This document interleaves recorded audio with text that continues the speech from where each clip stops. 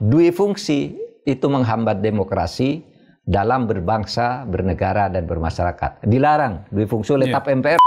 Pak Prabowo mudah-mudahan konsisten dengan itu. Selama ini kan yang dipertanyakan, yang dipertanyakan ini kok ancamannya banyak, kok implementasinya minim kan gitu, kritik orang. Kok ngancam-ngancam terus gitu. Tapi kalau mau objektif enggak juga loh. Yang dibuka itu banyak, cuma yang dibuka itu memang korupsi-korupsi lama dan belum menyentuh orang-orang di sekitar. Saya waktu itu usul, koruptor-koruptor itu jangan dikumpulkan dengan kriminal umum. Kriminal umum udah di penjara. Kalau koruptor tuh letakkannya ada di mall gitu ya. Atau ada kebun seperti kebun binatang. Jadi tiap hari Minggu, hari libur, anak-anak sekolah diajak ke situ. Tuh koruptor tuh, yuk kasih kacang, kasih pisang gitu. Jangan lupa subscribe dan nyalakan lonceng notifikasi. Selamat menyaksikan.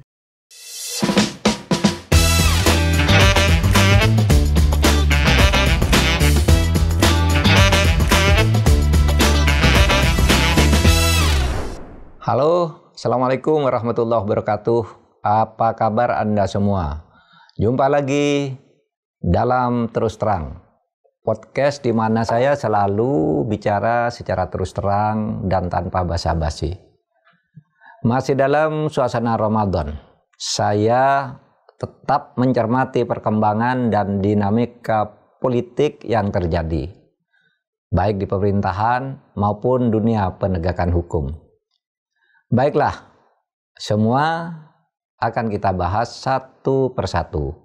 Silakan, pertanyaan apa yang sudah disiapkan dan terdaftar masuk di meja redaksi. Ya baik Pak Mahfud, sebelum saya mau nanyakan isu-isu terbaru Pak Mahfud, apa yang Pak Mahfud cermati dalam hari-hari inilah kira-kira terutama yang Bapak lihat yang menjadi warna dalam pemberitaan maupun di media sosial yang Pak Mahfud ikutin? Ya, hari ini nih, hari Selasa tanggal 18 ya, sekarang 18 Maret ini ada dua berita menyentak.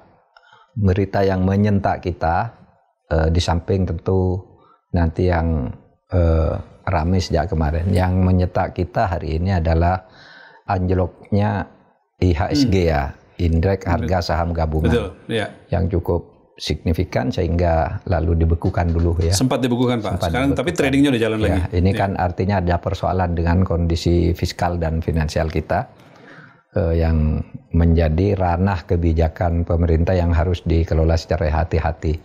Tapi ada yang mengharukan, yaitu gugurnya 3 orang polisi di Lampung karena dia sedang melakukan tugas mulia menegakkan hukum, yaitu menyergap sebuah tempat perjudian sabung ayam.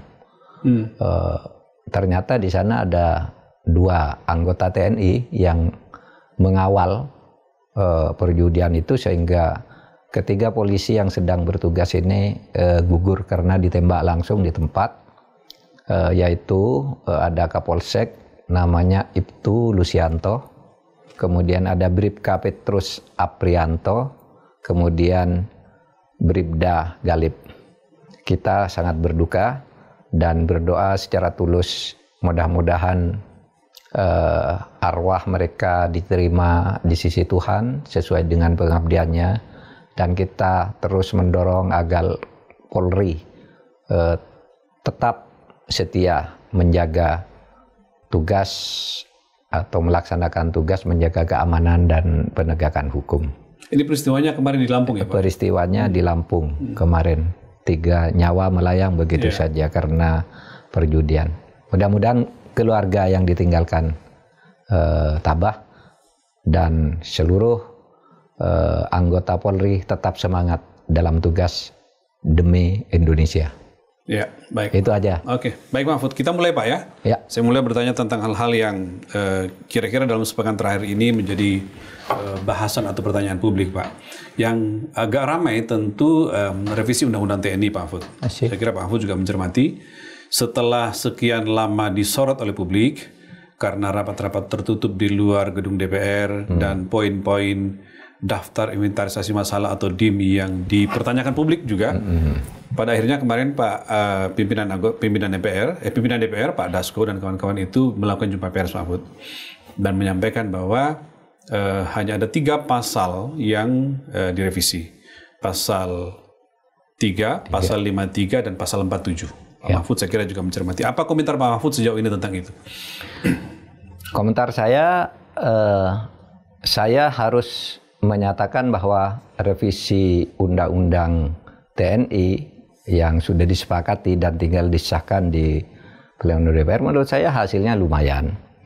Lumayan artinya bagi perkembangan tata politik Indonesia tidak terlalu ada yang mengganggu, karena gerakan masyarakat sipil dan kampus-kampus itu nampaknya memang berpengaruh, sehingga lalu rencana revisi yang tadinya sangat eksesif itu disisir kembali sehingga menjadi hal yang malah bagus hasilnya. Artinya ada respons terhadap gerakan-gerakan itu Pak ya? Saya meyakini ada respons, karena sebelum itu kan sangat keras ya hegemoninya, bahwa TNI akan ke sini, akan ke situ, dan itu semula tidak pernah dibantah secara serius gitu ya. Baru sesudah ribut dan kemudian rapat gitu di sebuah hotel gitu, lalu hasilnya ternyata lumayan akomodatif terhadap pikiran-pikiran rakyat yang disampaikan oleh masyarakat. Karena sebenarnya kan pertama tidak ada yang kurang dari undang-undang yang selama ini berlaku. Ya. Tidak ada yang kurang dari yang ada selama ini? Tidak ada yang kurang gitu. Artinya dari segi urgensi nggak ada penting amat untuk direvisi gitu ya? Iya, substansinya tidak ada yang kurang. Tetapi yang ada malah memperkuat, ya, memperkuat apa? Misalnya bahwa yang selama ini berlaku kan koordinasi bidang administrasi dan keuangan serta fasilitas itu di bawah koordinasi Menhan, itu ditegaskan kembali. Nah, kemudian, dalam revisi ini ya? Iya, bahwa Panglima TNI bertanggung jawab kepada Presiden, kan sudah ada memang sejak dulu begitu. Lalu malah mengurangi sedikit tapi untuk kebaikan. Misalnya sekretaris kabinet yang selama ini dijabat oleh Teddy Indrawijaya ya. Let's call Teddy Indrawijaya. Teddy Indrawijaya itu kan selama ini sejak dulu sekretaris kabinet itu sejajar dengan menteri. Ya. Sehingga dilantik bersama menteri, tetapi revisi ini menyatakan bahwa Seskap itu ada di bawah Sesmil. Nah, jadi di Presiden itu ada sekretaris negara, di bawah sekretaris negara itu beberapa sekretaris, ada Sesmil gitu.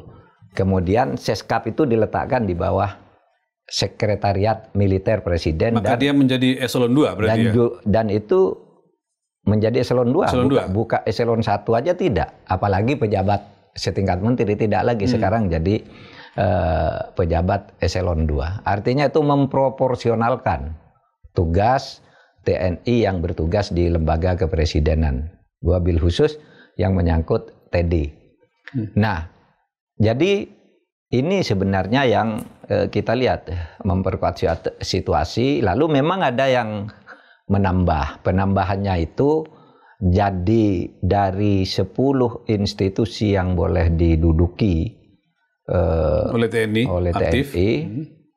dan sebenarnya Polri loh kalau di undang-undangnya itu. TNI dan Polri. Iya, meskipun Polri sudah sipil tapi disebut di undang-undang itu. Tetap hampir sama lah anunya, tentang tidak boleh aktif di politik, di jabatan sipil hanya ini dan ini gitu. Itu kan ada di undang-undang lain, di undang-undang ASN ya. Tapi menambah dari 10 menjadi 15. Jadi itu yang mengobati kekhawatiran rakyat selama ini, kan isunya kan mau kembali ke Orde Baru gitu ya. Bahwa dui fungsi ABRI itu adalah keniscayaan untuk membangun, kalau Orde Baru kan begitu, TNI ikut dalam urusan-urusan pemerintahan, politik dan sosial kemasyarakatan, agar kalau terjadi sesuatu TNI itu tidak harus melakukan pemberontakan seperti di Amerika Latin, di Thailand dan sebagainya, kudeta. Lalu dulu dikonsep dui fungsi ABRI, tapi itu lalu eksesif ternyata ya. Demokrasi hampir mati gitu di zaman Orde Baru itu, sehingga pada akhirnya dihapus. Sesudah dihapus lalu ada berita mau dihidupkan lagi sekarang. Ternyata hasilnya tidak. Nah, oleh sebab itu saya mengucapkan selamat kepada civil society organization, kepada LSM-LSM yang telah dengan gigih berjuang, dan juga kepada mahasiswa, karena menurut keyakinan saya hasil yang terakhir ini karena langkah-langkah atau protes atau kawal yang dilakukan oleh CSO dan mahasiswa yang menolak kembalinya dui fungsi. Karena dulu isunya kan itu, meskipun kemudian dibantai ya itu dulu ndak ada, ya sudahlah dulu orang bercerita itu anggap ndak ada, yang penting hasilnya ini tidak jelek-jelek amat ya, cukup fair untuk pembangunan politik ke depan menurut saya. Nah, dengan perkembangan terbaru itu seperti yang disampaikan di jumpa pers kemarin, apakah dengan begitu harus tetap waspada Pak Mahfud? Ini masyarakat sipil dan mahasiswa dan berbagai kalangan terus melontarkan mencermati, melontarkan kritik, terutama misalnya setelah pasal yang dikhawatirkan yang memberikan kewenangan kepada presiden untuk menugaskan prajurit TNI pada kebutuhan yang diinginkan itu tidak ada gitu. Tidak ada lagi. Ketika itu tidak ada, apakah masih harus terus dicermati atau dikritik atau bagaimana? Tidak ada lagi sekarang. Tidak diberi pintu. Kemudian perluasan misalnya tugas militer yang selain perang itu juga tidak ditambah gitu. Tidak ada isu itu. Artinya sudah seperti yang selama ini berjalan, sehingga tidak ada sebenarnya hal yang sangat signifikan terjadi atas perubahan undang-undang TNI ini, kecuali yang paling menonjol itu ya dari 14 jadi 10 menjadi 15 institusi boleh dimasuki, tetapi ingat itu Letkol tadi itu didegradasi oleh ini menjadi eselon 2, kecuali kalau dia mau tetap di posisi itu kan harus berhenti. Tapi dengan menambah kementerian yang bisa diduduki Pak, dari 10 menjadi 16, tidakkah itu menjadi poin kekhawatiran bahwa supremasi militer atas sipil akan makin kelihatan karena begitu banyak wilayah yang bisa diduduki atau dijabat oleh TNI aktif? Ya, tapi iya memang ada pengaruhnya, tapi kecil. Karena kalau dulu di fungsi itu resminya TNI itu bisa masuk ke jabatan-jabatan sipil tanpa terbatas. Bahkan diangkat menjadi anggota MPR, DPR tanpa ikut pemilu gitu. Di semua bidang berarti di semua bidang. Tapi sekarang kan masih berjalan relatif masih sama dengan yang selama ini berlaku dan dituangkan di dalam berbagai peraturan perundang-undangan. Kalau kita melihat batasnya Pak Mahfud, apa sih yang menjadi ukuran bahwa terjadi dui fungsi TNI atau terjadi supremasi militer atas sipil? Apa yang menjadi ukuran Pak supaya kita clear untuk mengatakan bahwa ini enggak, ini iya kira-kira atau ini terjadi? Ukurannya Orde Baru aja. Semua keputusan-keputusan dan penempatan jabatan itu ditentukan oleh 3 poros di zaman Orde Baru tuh. Ya, ABG, ABRI, birokrasi dan Golkar. Nah, sekarang kan enggak gitu. Dan di DPR sekarang tidak ada ABRI atau TNI dan Polri yang diangkat. Jadi sepanjang tidak ada ke arah sana, tidak ada kekhawatiran untuk ke sana yang terjadi. Tapi begini memang memang akan terjadi kontradiksi kalau itu dipaksakan ya. Karena begini, ada beberapa peraturan perundang-undangan yang pasti ditabrak dan itu tidak mudah. Sehingga saya katakan ya untungnya sekarang ini keputusannya hanya menyangkut 3 hal yang ada yang ya sebenarnya tidak signifikan untuk mempengaruhi. Tapi kalau isu yang kemarin sebelumnya beredar yang kemudian dibantah itu terjadi, itu banyak sekali kontradiksinya karena ada beberapa undang-undang banyak ini. Sehingga dengan mengubah undang-undang TNI tidak akan selesai. Karena banyak undang-undang lain yang sudah mengatur hal yang sama yang juga harus diubah. Misalnya Undang-Undang nomor 34 yang kemarin diubah itu dan pasal 2 dan pasal 39, situ jelas ada larangan Polri TNI itu melakukan politik praktis. Itu di Undang-Undang TNI kan Pak? Iya, di Undang-Undang TNI. Dilarang ikut parpol, dilarang ikut kontes politik, kemudian di dalam pasal 39 juga sudah disebutkan di situ jika masuk jabatan sipil harus pensiun atau mundur. Itu kan masih tetap dipertahankan ya. Pasal 47 jabatan sipil hanya boleh diberikan berdasar undang-undang. Tidak boleh diberikan begitu saja seperti yang diisukan sekarang kan. Ada beberapa jabatan sudah diberikan, pertama ke Teddy misalnya sudah diselesaikan. Tapi yang Bulog kita lihat perkembangannya sesudah ini diundangkan. Ada di tempat-tempat lain juga gitu yang tidak ada di 10 sebelumnya atau apa sekarang sudah menjadi 15. Nah, kemudian juga ada undang-undang lain, Undang-Undang Nomor 5 Tahun 2014 itu tentang ASN. Itu kalau Undang-Undang TNI Polri diubah seperti yang diisukan sebelumnya, maka undang-undang ini juga harus diubah. Karena di situ ada ketentuan yang mengatur pasal 2 dan pasal 9 yang menyatakan bahwa ASN harus netral dari kegiatan politik. Di pemerintahan juga. Bahkan ada sanksinya. Gitu. Bahwa sekarang pelaksananya misalnya TNI atau Polri ada yang tidak netral, tetapi belum ada sanksinya, itu soal implementasi, adalah soal lain. Tapi kita bicara dalam tataran aturan. Lalu yang ketiga, Undang-Undang Nomor 7 Tahun 2017 tentang pemilu juga melarang keterlibatan TNI di dalam bidang politik kan. Sehingga misalnya di dalam pasal 280 Undang-Undang Pemilu itu yang diatur adalah masalah kampanye. Jadi di situ disebut bahwa TNI tidak boleh ikut dalam kegiatan kampanye kecuali menjaga pertahanannya aja. Keamanan pun sebenarnya tidak boleh karena keamanannya itu ada di Polri kecuali diminta ya oleh Polri. Bahkan di situ ada sanksi jika ikut dalam kampanye politik anggota TNI itu bisa dikenakan sanksi. Lalu juga ada vonis Mahkamah Konstitusi nomor 96 tahun 2020 itu melarang udah difungsi gitu. Sehingga kalau orang berpikir mau mengembalikan difungsi demi keamanan seperti Orde Baru itu tidak semudah itu. Tidak bisa hanya mengubah satu undang-undang, udah banyak. Lebih dari itu. Karena ternyata perundang-undangan kita mengatur secara tegas ya supremasi sipil atas militer ya. Begitu kuatnya Pak Mahfud. Iya, lebih dari itu. Lebih dari itu ada sesuatu yang tidak bisa ditembus untuk mengubah itu. Yaitu ada 2 TAP MPR. TAP MPR nomor 6 tahun 2000 tentang pemisahan TNI Polri. Nah, di situ disebutkan di dalam konsidernya itu bahwa duifungsi itu menghambat demokrasi dalam berbangsa, bernegara dan bermasyarakat. Dilarang duifungsi oleh TAP MPR nomor 6 tahun 2000. Berarti TAP MPR pun menjelaskan soal itu ya? Iya, lalu TAP MPR nomor 7 tentang kedudukan TNI Polri yang langsung di bawah presiden. Nah, sekarang kan diperkuat. Jadi ide reformasi itu masih tetap masuk.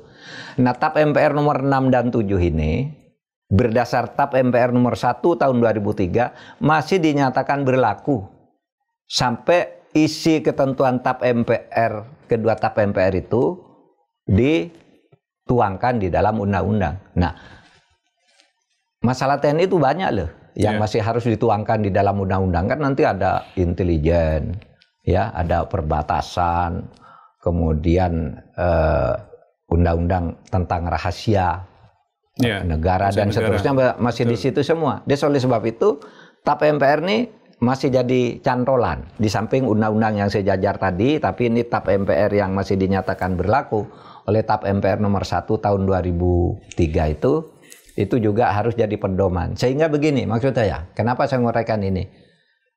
Jangan berpikir bahwa ada pihak tertentu yang itu bukan mewakili keseluruhan rakyat Indonesia bisa mengubah satu undang-undang lalu memberlakukan duifungsi lagi. Itu tidak mungkin. Tidak mungkin, karena itu banyak undang-undang yang harus diubah juga dan mengubah satu undang-undang menabrak banyak sekali aturan. Menabrak banyak sekali dan ketika undang-undang yang disentuh atau akan bersentuhan juga dengan berbagai undang-undang lain. Sehingga sebenarnya sistem peraturannya ini sudah cukup kokoh untuk menyatakan TNI agar tidak terlalu masuk ke ranah-ranah sipil untuk membangun demokrasi. Dengan demikian supremasi sipil terus akan berlangsung di negeri ini ya? Iya, gitu. Satu lagi Pak, kalau tadi penjelasan Pak Mahfud itu berarti kan kaitannya dengan pasal 47 ya revisi. Nah, kaitannya dengan pasal 53 yang juga direvisi Pak. Itu soal usia kan, memberikan ruang yang lebih lebar Bintara dan Tamtama usianya, lalu bintang 1 pensiun di usia 60, bintang 2 pensiun di usia 62, bintang 3 pensiun di usia 63, bintang 4 Pak, ya 63 ya. Lalu memungkinkan bintang 4 itu untuk diperpanjang sampai 65. Pak Mahfud melihat itu sebagai sebuah indikasi menurut saya itu tidak ada kaitannya dengan dui fungsi. Karena penambahan usia pensiun itu kan tetap di ranah pertahanan, bukan perpanjangan itu pensiun lalu masuk ke sipil kan enggak gitu. Dan soal isu perpanjangan umur itu, umur pensiun usia pensiun itu sudah lama didiskusikan. Isu yang sudah berkali-kali dibahas sudah lama, sejak saya zaman ketua MK sudah pernah masuk agar itu diubah. Lalu pada tanggal hari ulang tahun Polri tahun 2023 saya duduk dekatnya Pak Prabowo di waktu itu Menhan. Sama-sama jadi menteri ya, satu Menko, satu Menhan waktu itu. Kita melihat itu polisi kok masih gagah-gagah gitu, udah mau pensiun Pak itu. Lalu kami berbisik saya dengan Pak Prabowo, Pak Mahfud setuju enggak kalau usia TNI itu diperpanjang? Kalau usia saya setuju Pak. Ini banyak di kantor saya itu anak-anak masih produktif katanya tahun depan sudah mau pensiun. Menurut saya rugi negara ini kalau melepas mereka gitu. Lalu Pak Prabowo, iya ya kita nanti usulkan itu ya gitu waktu itu. Iya. Karena katanya di Amerika saja usia militer itu bisa sampai 68 tahun lah. 60, 62, 64 sampai 68 kalau bisa kalau diperlukan oleh negara. Kata Pak Prabowo. Kata Pak Prabowo waktu itu. Dan betul memang ya. Jadi usia kalau perbandingannya dengan Amerika 58 pensiun itu memang terlalu muda. Apalagi sekarang ini dikhawatirkan kalau diperpanjang nanti ini masih terlalu banyak lama antrinya kan, kasihan yang di bawah. Enggak juga menurut saya. Cuma mungkin perpanjangan antri itu akan terasa di awal-awal kan, mereka yang di bawah umurnya diperpanjang juga antrinya kan, kan tidak apa-apa juga gitu. Nah jadi ya oke lah, dengan segala kekurangannya tentu saja hasil revisi ini kita anggap oke, sudah cukup fair juga, sudah cukup fair. Mudah-mudahan itu yang masukan tidak akan berubah lagi kira-kira gitu ya. Mudah-mudahan tidak berubah lagi. Jangan sampai di tengah jalan ada selipan-selipan lagi sehingga yang dikhawatirkan itu masuk, mudah-mudahan tidak. Iya. Baik Mahfud, kita sekarang beralih ke pemberantasan korupsi Pak.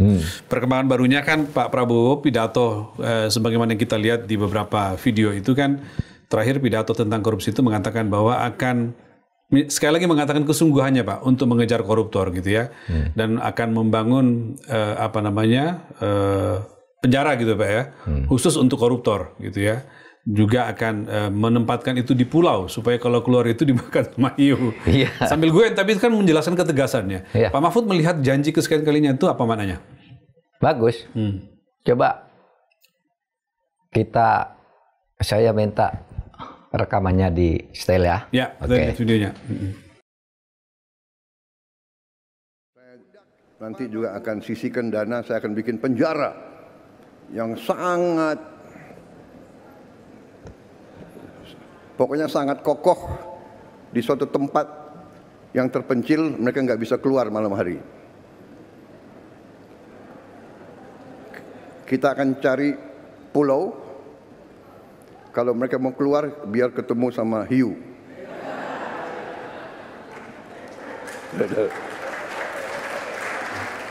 Nah itu dia rekamannya. Jadi begini,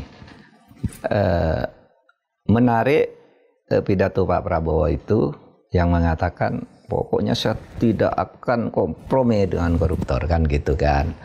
Saya berani mati demi rakyat dalam menghadapi koruptor. Pokoknya koruptor nanti akan disediakan, dibuatkan satu penjara khusus di pulau terpencil yang kokoh, yang kalau keluar lari dari situ ketemu ikan hiu gitu. Nah itu menurut saya bagus. Tetapi menurut saya implementasinya di dalam penegakan hukum korupsi.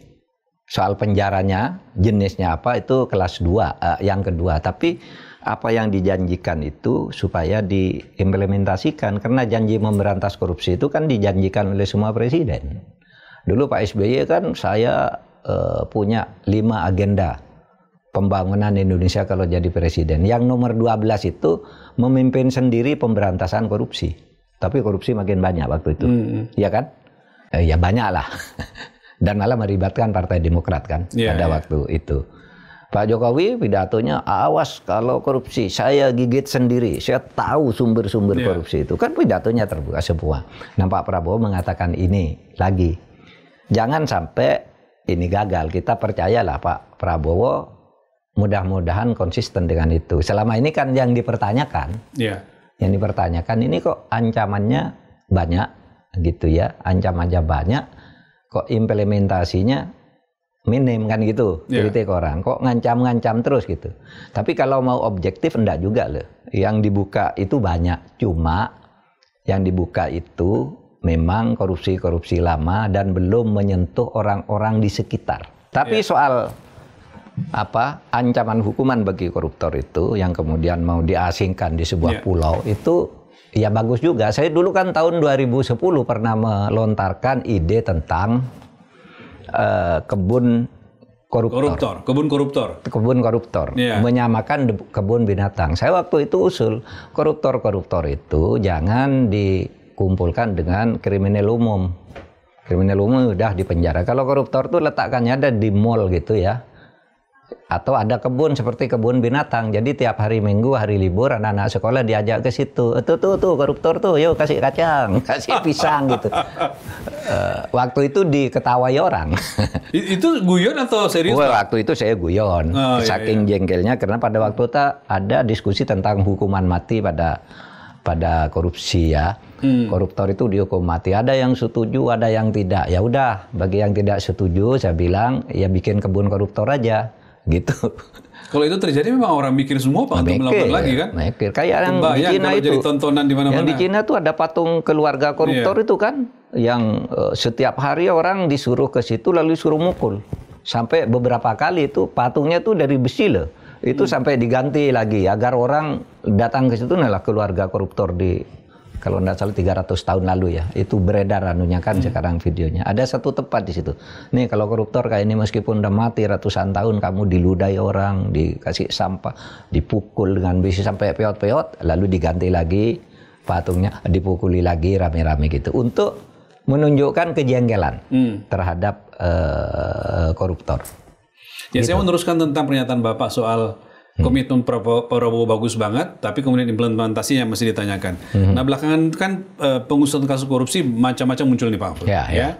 Katakanlah misalnya yang rame-rame soal kasus korupsi di Pertamina, korupsi di PGN, korupsi di Bank Jabar Banten. Ini kan umumnya adalah kasus-kasus lama Pak, ya, yang dibuka sekarang oleh aparat penegak hukum. Nah dari sisi pengusutan itu apa yang Pak Mahfud cermati? Dengan di era Prabowo sekarang membuka kasus-kasus lama korupsi sehingga diusut seperti sekarang. Ada dua hal yang diambil itu adalah kasus lama dan kasus baru. Menurut saya bisa sementara ini dianggap prestasi ya, karena tidak ada kasus baru korupsi di era Pak Prabowo. Karena nggak ada uang juga yang mau korupsi. Mungkin tidak ada uang, mungkin tidak berani juga. Iya, dua-duanya ya itu ya. Dua-duanya tidak ada uang dan tidak berani, itu harus dianggap minimal prestasi lah, bahwa tidak ada korupsi baru. Paling tidak belum ada korupsi baru. Tapi fenomena yang kedua, penanganan korupsi itu sering anti klimaks, berbalik arah, menjadi tidak jelas. Mula-mula orang bangga, wah hebat ini pemerintahan Pak Prabowo membongkar korupsi gitu. Yang dulu tidak bisa disentuh, sekarang dibuka. Misalnya ya, kasus Zarof. Itu kan waktu itu ada uang ditemukan 957 ya.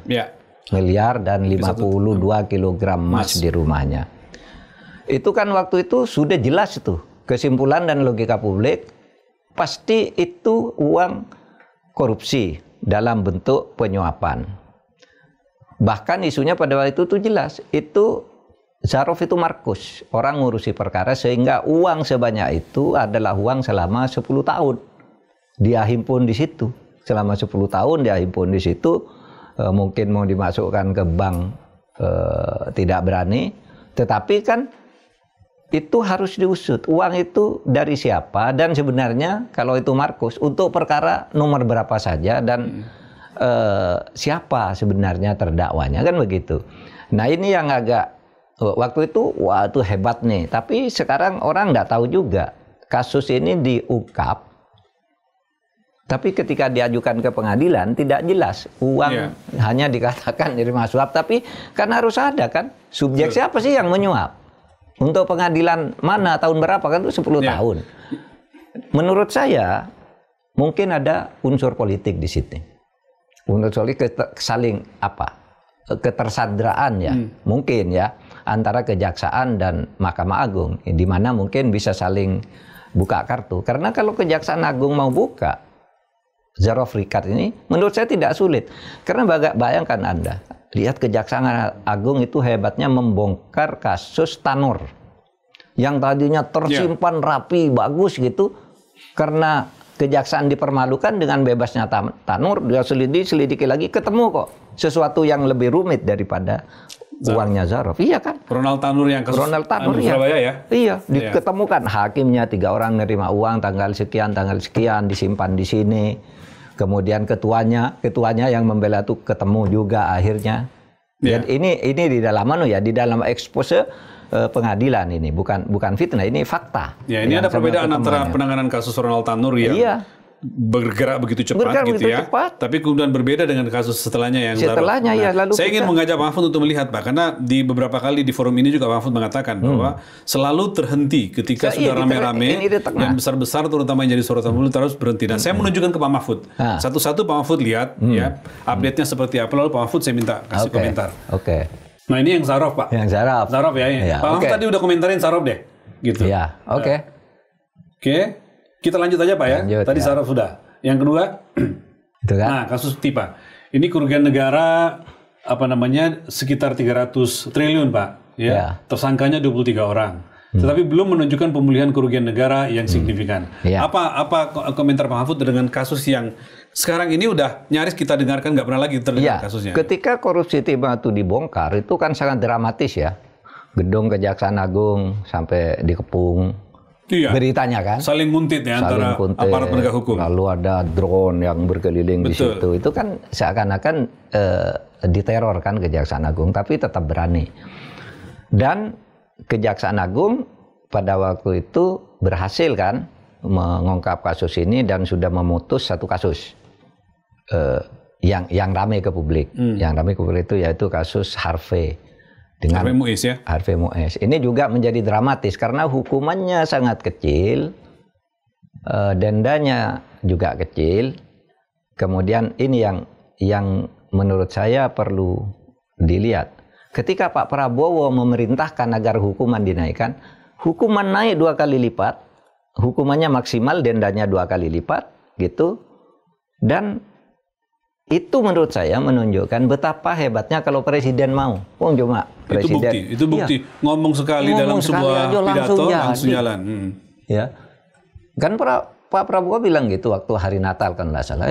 Di Indonesia nih kalau korupsinya triliunan hukumnya jangan ringan-ringan dong. Masa hanya hukum 6 tahun? Pak Jaksa Agung naik ya kan gitu ya.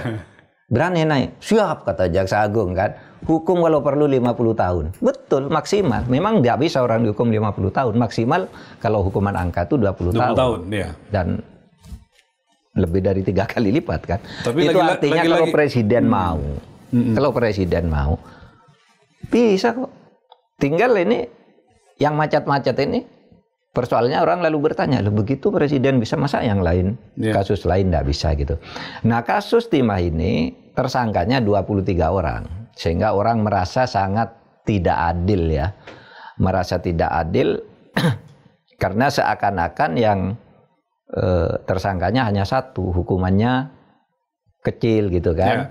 Padahal 23 orang sudah dinyatakan tersangka. Sayangnya Kejaksaan Agung nggak ngumumkan yang 23 orang ini. Ada beberapa katanya, ada beberapa belasan gitu yang sudah divonis gitu.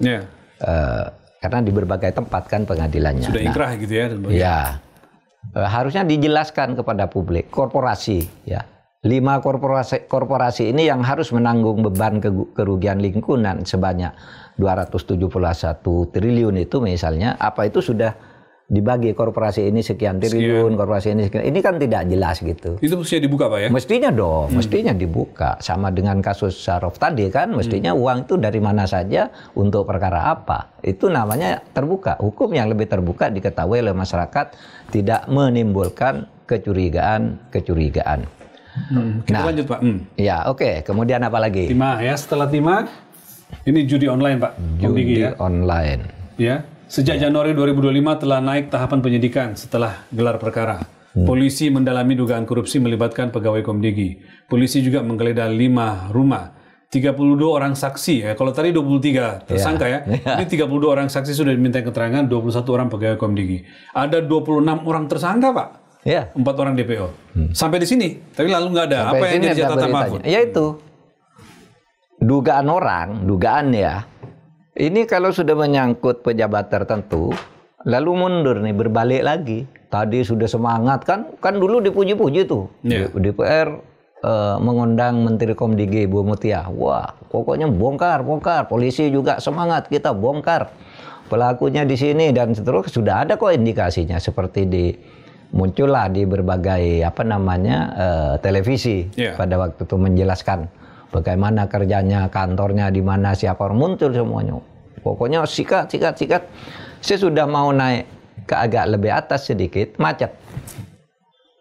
Orang yang bertanggung jawab seharusnya ini ya enggak ada kabarnya lagi. Sampai sekarang pun apa coba kita dengar.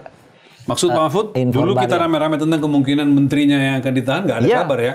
Menteri sebelumnya ya? Iya, tidak ada kabar. Sehingga timbul spekulasi itu, ini karena dilindungi si A, ini karena juga uangnya dibagi ke si A, si B, si C, lalu saling melindungi. Timbul spekulasi yang jelek seperti itu, dan rakyat tidak boleh disalahkan begitu. Karena dalam banyak kasus memang sering jaringan-jaringan atau gurita korupsi itu saling cantel satu sama lain gitu.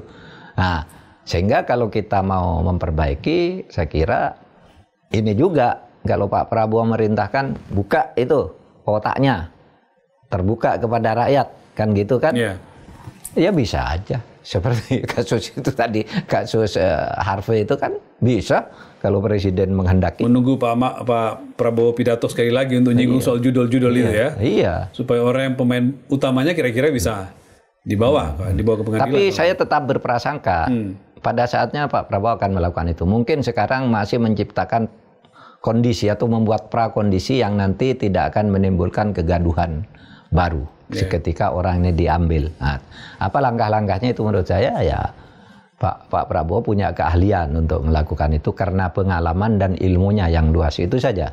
Harapan ya. Harapan. Lanjut kita Pak. Ini ada banyak kasus ini. Oh iya. Ini kasus tipikor impor gula ya dengan tersangka Tom Lembong. Kejaksaan juga nih Pak. Persidangan sebagai Menteri Perdagangan tahun 2015 sampai 2016. Surat perintah penyidikan dugaan tipikor impor gula periode 2015 sampai 2023. Ini perlu diungkap untuk periode 2016-2023. Pak Mahfud melihat ada perkembangan apa setelah Tom Lembong atau hanya sekitar Tom Lembong saja sejauh ini? Ya tetap menimbulkan pertanyaan karena Kejaksaan Agung tidak pernah menyebut orang selain Tom Lembong. Padahal di dalam eksposenya itu korupsi itu terjadi tahun 2015 sampai 2023. Sedangkan Tom Lembong katanya 2016. Hanya 2015 saja. 2016 ke atas kan udah menteri lain. Ya sudah menteri lain kan, menteri lain. Lah kenapa mulai yang lain tidak disebut? Karena padahal kebijakan itu konon berlanjut. Yang dilakukan Tom Lembong diteruskan oleh berikutnya.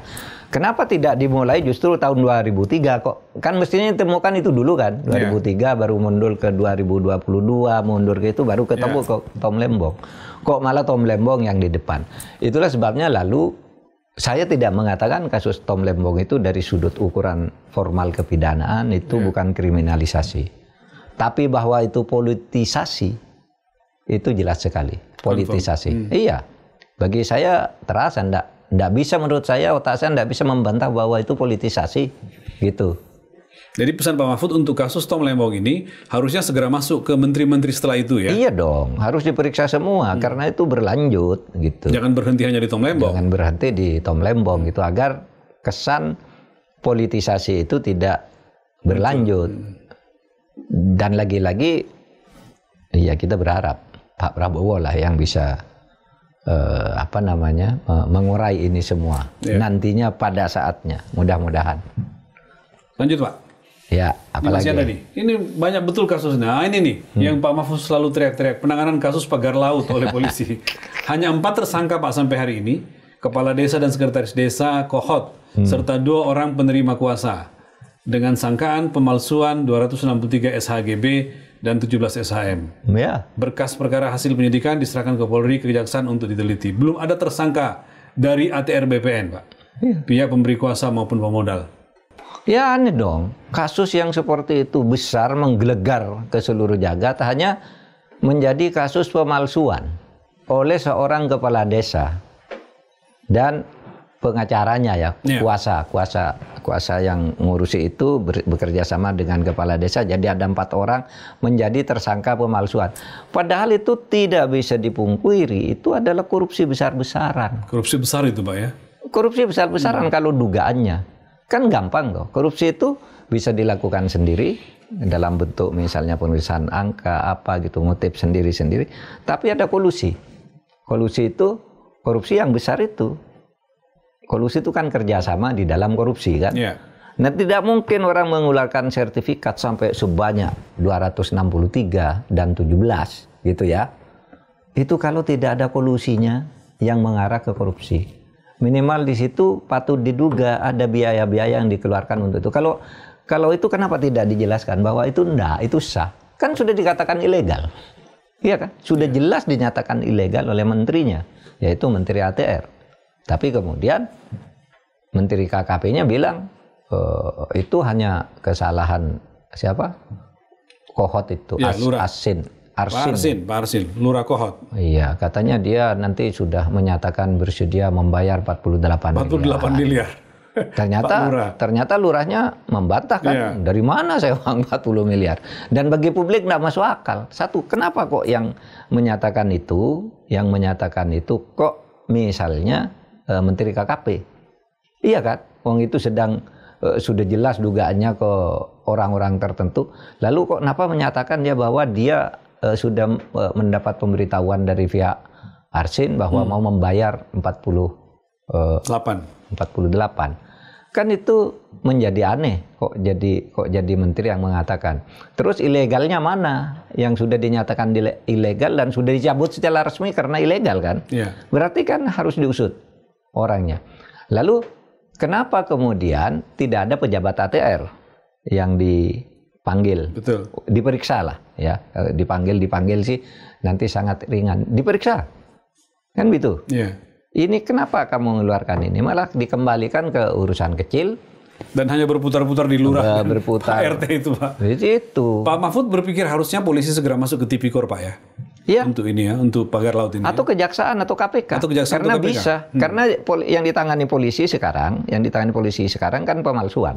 Yang urusan cetek gitu. Yang Bapak bilang ini perampok besar-besaran tapi urusan pemalsuan aja yang ditangani. Orang boleh saja berargumen, Pak, itu nanti kan bisa sesudah pemalsuannya diadili akan ketemu korupsinya. Lah kenapa sekarang tidak korupsinya dulu, nanti pemalsuannya akan dengan sendirinya masuk.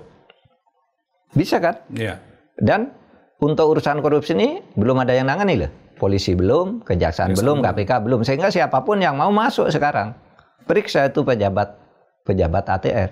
Kan itu ya kalau mau berhukum dengan benar. Kalau coba diputar-putar ke 2 orang ini, Arsin, seorang lurah di Kohot, sementara desa yang dilewati oleh ada 16 desa itu 16. Ya? Masa dia ngurusin 16 desa, wong dia hanya di Kohot gitu. Karena masuk akal tuh. Jadi menjadi lelucon hukum yang tidak tidak lucu. Kadang mungkin mau melucu tapi malah menyebalkan. Kan ada sering ada orang mau melucu gitu tapi orang jadi sebel, bukan ikut ketawa. Kebalikan. Kira-kira kayak respon gini. publik malah kebalikan. Respon publik, ya. Ini Pak, ini mungkin yang terakhir nih. Ya, ini yang terbaru Pertamina Pak. Ditetapkan 9 tersangka, Jaksa Agung menyampaikan akan ada tersangka baru. Ini Pak, ada pernyataan tersangka baru, tapi kita masih nunggu. Masyarakat terus mengikuti, mencermati perkara ini. Nah, Kejaksaan mesti mempublikasi nilai kerugian dari kasus ini secara total, mengingat penyidikan perkaranya dalam waktu 2018-2023. Apa komentar Pak Mahfud ini Pak? Iya betul, jadi gini, itu 193,7 triliun itu kan 1 tahun. Sementara berkali-kali Jaksa Agung sudah menegaskan ini 5 tahun. Kan bisa dihitung sekarang sih. Bisa diumumkan sekarang. Kerugiannya kan Jaksa Agung cuma bilang begitu ya. Kalau 1 tahun 19,7 ya kalau 5 tahun ya dikalikan aja sendiri gitu. Tapi dikalikan sendiri gampang, semua anak bisa. Tetapi pernyataan angka resmi dari institusi yang bernama Kejaksaan Agung tuh lebih penting daripada nyuruh ngitung sendiri. Itu kan tugas dia menghitung. Kalau kita nyuruh ngitung cuma gitu, ambilin aja kalikan 5 kan. Sehingga publik dapat mengetahui total kerugiannya berapa total Pak ya? Kerugiannya yang menurut versi aparat penegak hukum gitu. Betul. Nah, kita berharap selain 9 tersangka, saya baru ini melihat Kejaksaan Agung, Jaksa Agung sendiri kan tampil di beberapa televisi sekarang, itu menyatakan nanti akan ada yang lebih tinggi dari 9 orang ini. Ya ada kan. Siapa itu? Ya segera aja dong gitu. Dan saya yakin Kejaksaan Agung itu sangat profesional kalau mau membongkar kasus ini. Sehingga kan Ahok kemarin kan kecelek juga kan. Kalau saya bisa bongkar, saya penjarakan semua. Gitu kan tak Ahok. Sesudah dibongkar dia bilang, data saya ternyata hanya segini dibandingkan dengan Kejaksaan Agung. Karena Kejaksaan Agung tuh membangun anatomi sebuah kasus itu sudah lihai. Apapun kalau suruh buka, dibuka sama dia. Saya bekerja sama dengan mereka banyak. Dan bagus-bagus orang-orang itu. Nah, kebetulan nih Pak Mahfud mengapresiasi Kejaksaan. Ini udah nih 6 kasus Pak kita lihat. Tapi belakangan justru muncul Pak di RUU KUHP yang baru, yang revisi itu menghilangkan fungsi atau hak penyidikan Kejaksaan untuk urusan korupsi Pak. Hanya pada pelanggaran HAM berat. Bagaimana Pak Mahfud melihat itu, dan kalau dikontekskan dengan keinginan Presiden untuk mengejar koruptor, apa yang menjadi concern Pak Mahfud? Ya kita lihat perkembangannya, tapi sementara ini saya berpendapat sebenarnya Kejaksaan Agung masih perlu ya, karena untuk penyidikan itu bukan soal benar atau tidak benar penyidikan itu dilakukan oleh Kejaksaan Agung. Itu benar kalau undang-undang mengatakan boleh atau menugaskan. Nah, yang sekarang ini kan menugaskan ke Kejaksaan Agung dan itu cukup efektif. Dengan terbukti hasil-hasil yang mereka lakukan. Malah kalau saya ya disuruh memilih gitu. Udah, yang korupsi itu serahkan aja ke Kejaksaan Agung dan KPK. Polisi itu yang kriminal umum karena sangat banyak ya. Pembunuhan, pembantaian, penipuan, pembobolan bank dan sebagainya itu polisi diserahkan itu. Tapi kalau sekarang ada pikiran udah semua penyidikan serahkan ke polisi, jaksa tinggal menuntut, ya nanti kita perdebatkan aja di DPR. Saya tidak akan mengatakan ya atau tidak dulu. Kita lihat nanti naskah akademiknya seperti apa. Gitu. Oke, baik Mahfud, segera cukup Pak. Kasus-kasusnya udah kita bahas. Terima kasih, cukup sampai di sini Pak untuk minggu ini. Oke, sekian dulu untuk minggu ini. Kita akan jumpa lagi dalam Terus Terang pekan depan. Ramadan waktunya menjaga hati, pikiran, dan perbuatan. Tetap berdoa dan bertindak yang terbaik untuk Indonesia. Tetap produktif. Jangan pernah lelah untuk terus mencintai Indonesia. Selesai.